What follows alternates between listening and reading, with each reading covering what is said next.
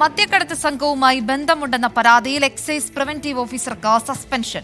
Kozhikode Nadapuram excise ഓഫീസിലെ അബ്ദുൾ ബഷീറിനെതിരെയാണ് നടപടി.